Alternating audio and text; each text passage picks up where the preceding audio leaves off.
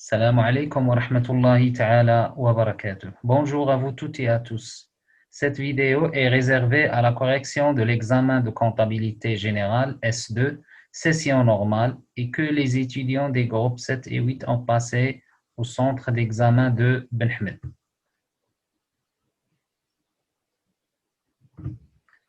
Voici la feuille d'examen qui représente, à l'instar des autres examens de Barchid et Stat, 15 questions à choix unique. Je veux souligner une chose très importante à ce niveau-là, c'est que j'ai essayé de vous donner des examens qui sont très proches en termes d'aisance, et ce pour respecter bien sûr le principe de l'égalité des chances. De toute manière, les trois examens, à vrai dire, ont été plus abordables. Je les ai conçus, comme je vous ai déjà évoqué, tout en respectant les spécificités de la conjoncture actuelle de la pandémie de coronavirus. En fait, je vous ai donné des questions à choix unique et pas des questions à choix multiples. Donc, c'était généralement plus facile. Si vous avez bien lu et compris le cours, vous n'auriez certainement aucun problème dans ceci. Voilà. Alors, on passe tout de suite pour entamer la correction des questions de cet examen, et ce pour éviter, bien sûr, une vidéo si longue.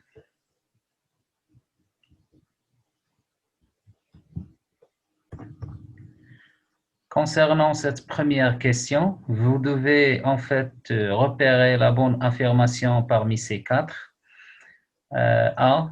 Dans un effet domicilié, les coordonnées bancaires d'ITIRE sont mentionnées. Alors, pour savoir si ceci est vrai ou faux, il faut être capable tout d'abord de distinguer entre deux choses. En l'occurrence, un effet domicilié et un effet non domicilié. En fait, celui domicilié, il est fait qu'on peut le présenter à la banque avant l'échéance. Donc, il comprend les coordonnées bancaires d'ITIRE. Par contre, celui non domicilié, l'effet ne contient pas de coordonnées bancaires. De ce fait, on le présente directement au domicile d'ITIRE ou bien dit souscripteur, selon le cas, s'il s'agit d'une traite ou de billets à ordre, bien sûr. À ce titre, cette information est correcte.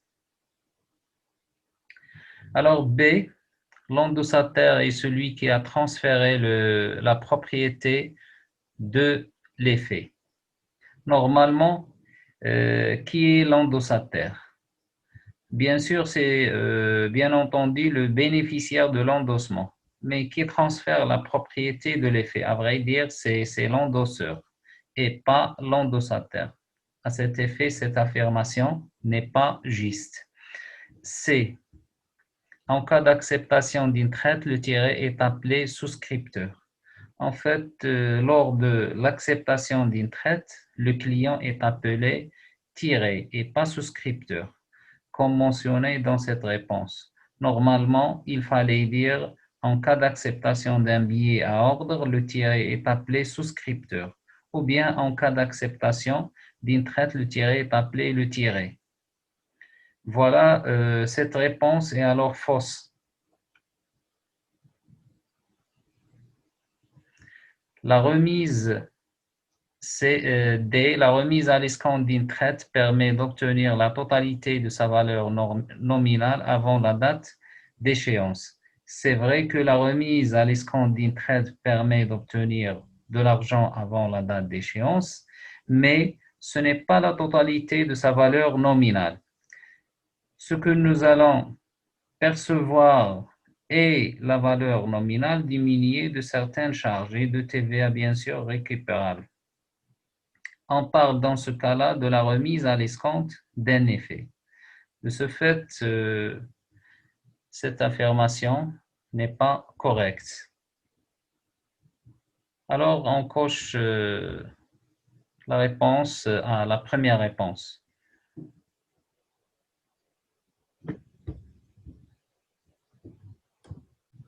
La question numéro 2. La facture A. La facture de doit s'établir en vue d'annuler totalement ou partiellement le montant de la facture initiale. Manifestement, ce n'est pas exact. c'est la facture d'avoir qui vient normalement pour annuler ou bien corriger la facture initiale. Donc, cette réponse est fausse. B, la facture est obligatoire. Oui, c'est évident que la facture, que ce soit de droit ou bien d'avoir, sont des documents comptables obligatoires. Ceci est bien entendu relaté dans la loi 30/85 relative à la TVA et le Code général des impôts 2020, bien sûr. Alors, pour C, la facture d'avoir s'établit par le client. Ce n'est pas exact. Les deux factures, facture de droit et celle d'avoir, sont établies toutes les deux par le fournisseur. Alors, D, la facture est un instrument de paiement. Non, cette réponse n'est pas correcte. On ne peut pas régler une dette par une facture, bien sûr. Ceux qui peuvent être considérés comme des instruments de paiement sont le chèque et les faits de commerce, comme vous avez déjà vu dans le cours. En conséquence, la bonne réponse est B. La question numéro 3. Les réductions commerciales supplémentaires, s'il vous plaît de faire attention à l'adjectif supplémentaire. En fait, c'est le mot-clé de cette question. Il désigne les réductions additionnelles accordées par le fournisseur en aval de l'établissement de la facture initiale, c'est-à-dire de droit. Alors, pour A, ces réductions figurent sur une facture de droit. Par rapport à cette réponse, elle n'est pas juste, car, comme vous le savez, les réductions commerciales supplémentaires figurent sur une facture d'avoir et pas sur une facture de droit. B, ne sont pas comptabilisées. C'est faux, elles sont obligatoirement comptabilisées. Les comptes qu'on utilise à ce titre sont les 3 R accordés par l'entreprise et les 3 R obtenus sur achat de marchandises. Ce sont en fait des comptes qui fonctionnent en sens inverse par rapport aux autres comptes du même niveau. On a déjà fait ça dans le cours. C figure sur une facture d'avoir. C'est tout à fait exact. Elles apparaissent sur une facture d'avoir. D se résume dans l'escompte de règlement qui est accordé hors facture de droit. Est-ce que ça c'est vrai? Est-ce qu'on peut considérer l'escompte de règlement comme une réduction commerciale supplémentaire? La réponse est bien évidemment fermement négative. L'escompte est une réduction financière. De ce fait, cette réponse est erronée. Alors, comme on vient de le dire, la bonne réponse à cocher est C.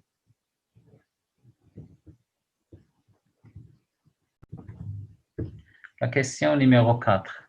Par rapport à cette question, à vrai dire, c'est plus facile. C'est un cadeau pour vous. Je vous ai demandé de déterminer l'intrus parmi les propositions suivantes. A. Chèque postal. C'est un instrument de règlement.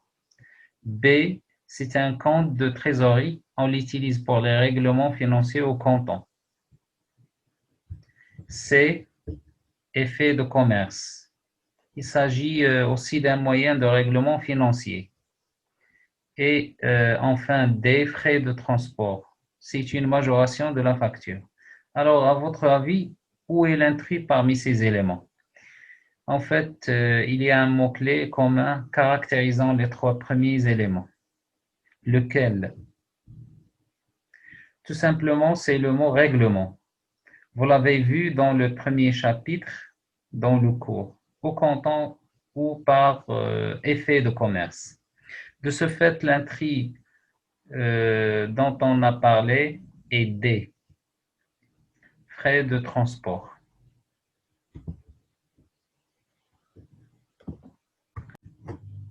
La question numéro 5. En fait, pour cette question, elle concerne les provisions. Vous êtes appelé à déterminer la fausse affirmation. Je dis bien la fausse et pas la correcte. Faites attention là-dessus, s'il vous plaît. A. La provision permet une diminution des résultats imposables. Effectivement, la constatation d'une provision permet de diminuer le résultat imposable. C'est juste alors. Donc, on ne va pas la cocher. B. La provision n'est pas décaissable. Oui, c'est vrai. La provision n'est pas décaissable et vient uniquement en diminution d'un compte de l'actif ou en augmentation d'un compte du passif. C. La provision est une perte certaine. Là, est-elle une information correcte? Est-ce qu'on peut parler d'une perte certaine dans le cas de provision? Quand on parle de ça, normalement, c'est l'amortissement qui représente une perte certaine et irréversible. A contrario, la provision est une perte probable. De ce fait, cette information comptable est erronée. C'est alors celle-ci qu'on doit cocher. Voilà.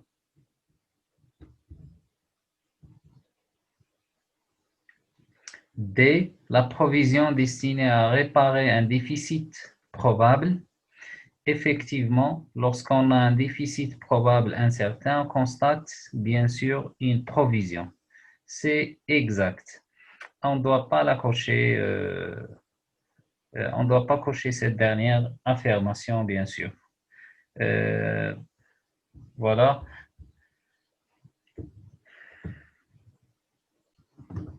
La question 6. Cette question est sous forme d'un exercice sur les amortissements et plus précisément le système d'amortissement dégressif. Vous avez une machine acquise pour 624 000 dirhams TTC et la date de sa mise en service est le 14 janvier 2018. Le taux de TVA est de 20%. Alors, cette machine est amortie selon le mode dégressif et ce sur 5 ans. Alors, il est demandé de vous de déterminer la valeur de la base d'amortissement, bien sûr, de cette machine durant l'année 2018, c'est-à-dire de la première année d'amortissement. C'est plus simple. C'est en fait la valeur d'origine VO. Ici, vous avez le montant TTC. Donc, vous allez le convertir en hors taxe en le divisant par 1,2 et vous aurez bien évidemment le montant de 520 000 dirhams. Ainsi, la correcte réponse est B.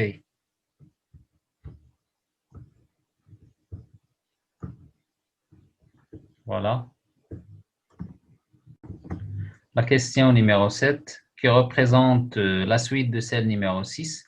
Alors, cette fois-ci, il vous est demandé de repérer la valeur nette d'amortissement de l'an 2020. Pour ce faire, vous êtes appelé à tracer obligatoirement le plan d'amortissement de la dite machine. Voilà, donc premièrement, la valeur d'origine, on l'a déjà déterminée dans la question précédente. Pour le taux linéaire, vous allez diviser 100 par la durée de vie des biens amortissables, c'est-à-dire 5, et vous aurez le taux de 20%. Enfin, vous allez calculer le taux d'amortissement dégressif tout en multipliant le taux linéaire fois le coefficient multiplicateur et vous aurez le taux de 40%. Alors, on va retenir ces données pour tracer le plan d'amortissement de cette machine. Le voici. Vous avez ici 5 années d'amortissement, 5 lignes, et vous avez également 2 colonnes. Donc, ici, on va faire des comparaisons entre les taux de chaque année, le taux dégressif et le taux linéaire, et on va appliquer le taux le plus supérieur. Donc, le taux le plus supérieur, c'est celui qu'on va retenir pour calculer les annuités de chaque année. Voilà, donc si on compare les taux de la première année, c'est-à-dire 2018, on a 40% et ici 25%. Donc, on va retenir le plus grand, c'est 40% et ainsi de suite jusqu'à ici. Ici, on a 40% et est inférieur à 50%. Donc, on va retenir le taux linéaire parce que c'est le taux qui est plus grand. De ce fait, vous allez multiplier 50% fois la base d'amortissement, c'est 112 320, et vous aurez le montant de l'annuité de 2021. Le calcul du cumul d'amortissement, on va faire l'addition du montant de l'annuité 2021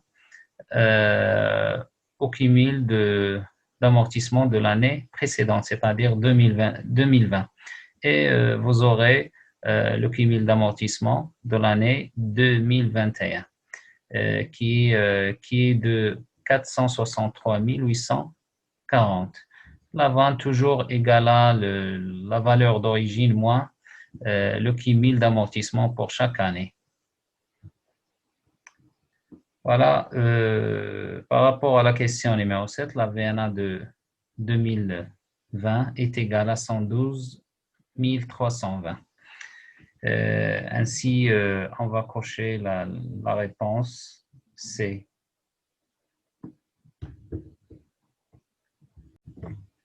Dans la 8e question, vous devez déterminer la valeur du cumul d'amortissement de l'an 2020. C'est plus facile à déterminer puisque dans la question 7, vous avez déjà défini la VNA de la même année, c'est-à-dire 2020. Vous pouvez vous contenter uniquement de le calculer à travers la formule qu'on utilise normalement pour préciser la VNA, c'est-à-dire VNA égale à VO moins cumul d'amortissement, et vous aurez bien entendu cumul d'amortissement égale à VO moins VNA. Voilà une application numérique, 520 000 moins 112 320 égale à 407 680 dirhams. Ou bien vous pouvez tout simplement revenir au plan d'amortissement qu'on a déjà établi et vous allez déduire facilement la valeur du cumul d'amortissement que nous cherchons. Le voilà alors. Ainsi, il convient de cocher la réponse A.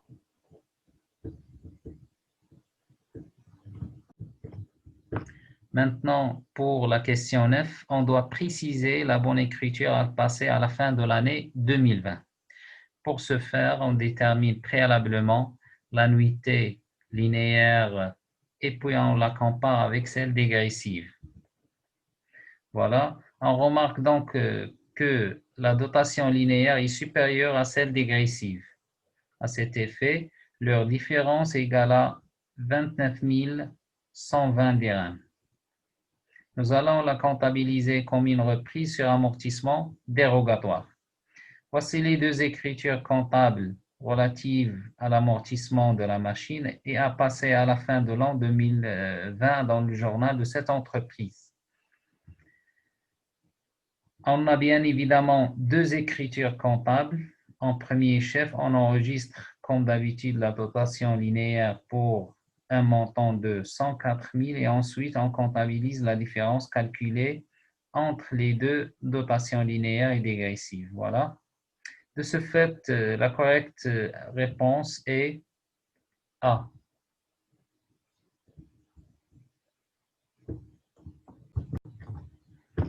Dans la question numéro 10, je vous ai demandé de calculer le montant brut, sachant que le net à payer est de 53 460 dirhams. Et la facture comporte certains éléments, en l'occurrence rabais 10%, escompte 1%, TVA 20%. Donc, sur le brouillon, vous allez raisonner de la manière suivante. Je vais me contenter uniquement de vous démontrer le début de la démarche à suivre, et ce pour éviter d'avoir, bien entendu, une vidéo si longue.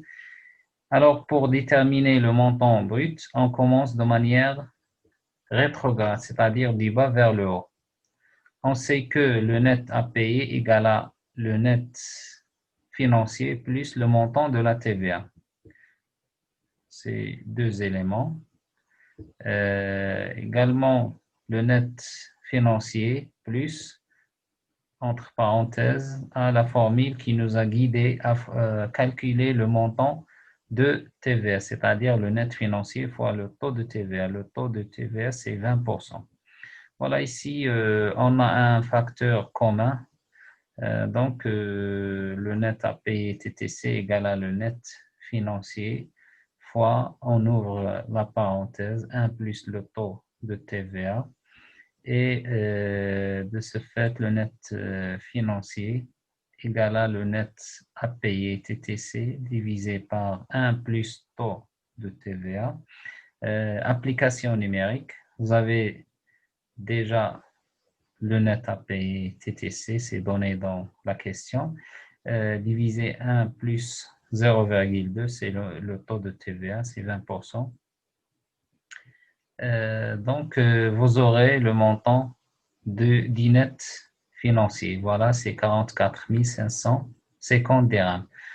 Et voilà, donc vous allez poursuivre la même méthode pour calculer l'escompte ou bien le net commercial, l'escompte, le montant de l'escompte, la réduction commerciale, et vous allez arriver en fin de compte au montant brut qui est égal à 50 000. De ce fait,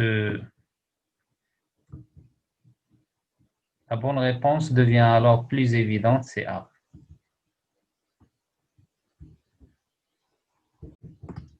La question 11. À la lumière de cette question, je vous ai demandé de repérer les comptes à mouvementer lors de la comptabilisation de la facture numéro 9 chez le vendeur, c'est-à-dire le fournisseur.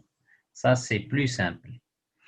Puisqu'on cherche la comptabilité chez le vendeur, donc il s'agit d'une vente. Mais vente de quoi? En fait, c'est en général suivant l'activité de l'entreprise, soit des marchandises, soit des produits finis. De ce fait, par rapport à cette question, on crédite un compte de produit et un compte de TVA facturé. Alors pour A, on a 73,86 qui s'intitule, comme vous le savez, escompte obtenu. À votre avis, est-ce que ça c'est normal? En fait, c'est pas normal. Ce n'est pas juste. L'acheteur a acheté des marchandises, donc le vendeur doit vendre des marchandises ou des produits finis.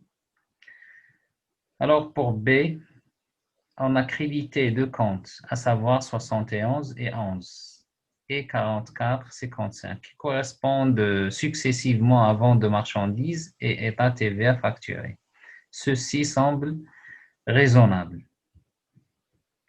C, les comptes crédités sont 71, 11, vente de marchandises, et 34, 55, 2, état TVA récupérable sur charge. Pour le premier compte, c'est correct, mais pour le deuxième, c'est incorrect. Il fallait normalement créditer le compte 44, 55. Pour D, on a crédité 34, 21 et 73,86. Escompte obtenu. En fait, les deux comptes ne doivent pas être crédités. Donc, cette écriture est fausse. Alors, l'écriture qui est correcte, c'est B.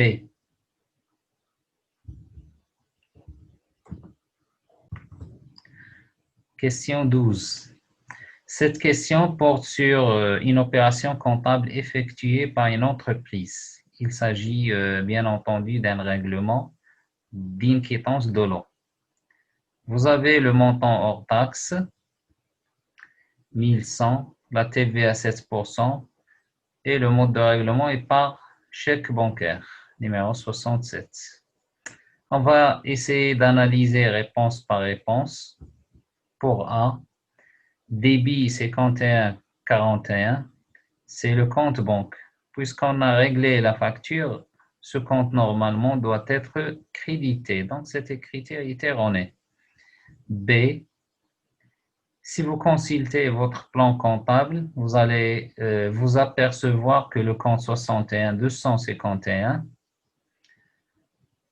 s'intitule Achat de fournitures non stockables, eau, électricité, chose qui semble correcte. On continue la vérification des autres comptes. On a débité également le compte de la TVA récupérable sur charge à un montant de 77 dirhams, c'est tout à fait raisonnable. On a crédité le compte 4411, c'est-à-dire que le règlement de la facture est réalisé à crédit. Est-ce que ça c'est juste? Quel est le mode de règlement qui figure dans la question? On a payé contre un chèque bancaire, ce qui fait qu'on doit créditer le compte banque uniquement. Donc, cette écriture est erronée. C. On remarque qu'il y a une similitude entre cette écriture et celle de B. Toutefois, il y a une différence relative au compte crédité. Cette fois-ci, on a 51,41. Donc, c'est le compte banque, c'est correct. Alors, cette écriture est à cocher.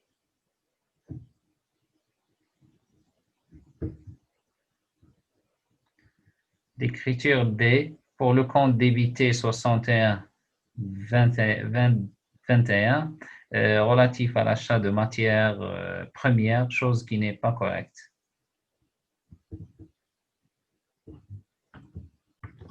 Question 13, c'est pareil.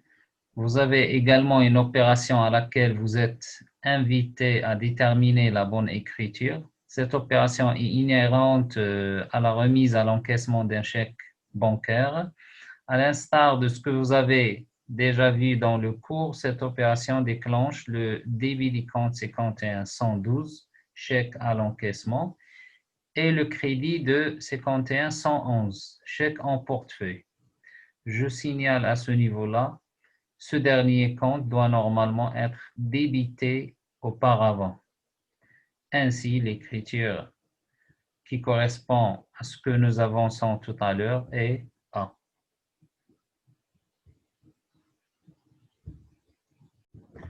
La question 14 est une question directe. Laquelle de ces affirmations est correcte? A. Un titre et valeur de placement est un titre acquis pour réaliser un gain à longue échéance. Normalement, les TVP sont inscrits dans la classe 3. Donc, ce n'est pas le long terme. Cette affirmation est alors erronée. B. Les titres et valeurs de placement se composent d'actions, d'obligations, de bons de trésor et de bons de caisse. C'est simple, vous vous référez au plan comptable et vous allez vous apercevoir qu'elle est alors juste. C. Les titres de participation sont des titres acquis pour réaliser un gain à brève échéance. Non, c'est inexact. Les titres de participation figurent parmi les comptes de la classe 2. Donc, c'est le long terme et pas le court terme. À ce titre, l'information à cocher est B.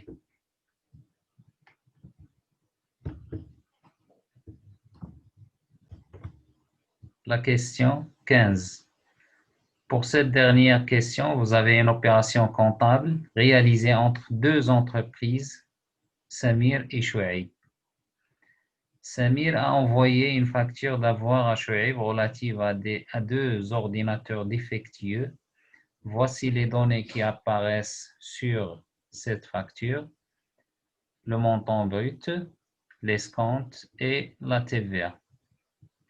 Donc, la question porte sur la détermination de l'écriture à passer chez le fournisseur Samir. Vous faites attention ici, il s'agit d'une entreprise commerciale. Donc, les ordinateurs vendus sont considérés pour elle comme étant des marchandises. À ce propos, et à la lumière de ce qu'on a déjà évoqué dans le cours par rapport à la comptabilisation des retours des marchandises, on se contente uniquement d'extourner l'écriture initiale, c'est-à-dire, pour ce cas de figure, l'écriture de vente de marchandises.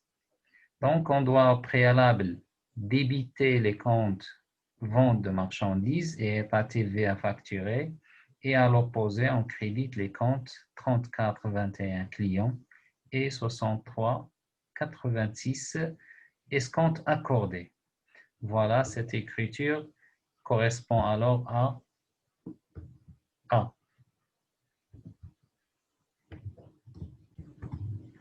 Enfin, comme vous avez vu, l'examen a été plus abordable comme les examens des autres deux centres. En fait, ce n'était pas du tout compliqué. Ça nécessitait uniquement un peu de concentration et de gestion des temps. In fine, je vous souhaite toutes et tous un très bon courage et une bonne chance dans vos études universitaires et à très bientôt, Inch'Allah.